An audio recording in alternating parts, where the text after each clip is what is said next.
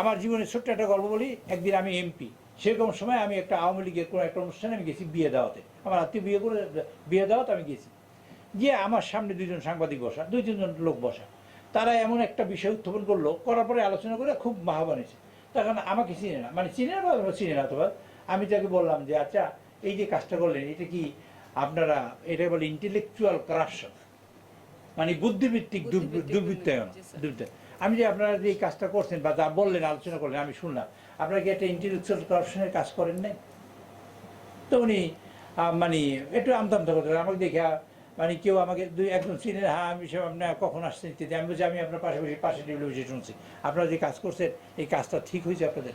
আচ্ছা আমরা কাজ করছি একটা দেশের বিপক্ষে কাজ, এই বাংলাদেশের বিপক্ষে একটা কাজ একজন করছে, সেই সাংবাদিকের নাম বলতে পারি, বললে কোনো অসুবিধা নেই।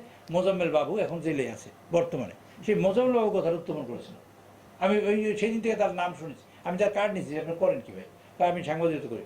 যে আপনি সাংবাদিক একটা কার্ড দেন তো, আমি এমপি, আমার কাজে লাগবে আপনার দিয়ে ভালো কাজ করার দেশে এইসব নিয়ে। তখন থেকে আমি তাকে চিনি। সেই লোক সাংবাদিক মোজাম্মেল বাবুর সম্পর্কে কিছুই বলতে না, ব্যক্তি কারোর সাথে আমার কোনো এমএলএ নেই, কিন্তু কাজটা করছেন purposely against of the country. যে সেই কারণে সাংবাদিকদের বলি পারপাসলি মুভ না করে দেশের প্রশ্নে আপনি মুভ করবেন।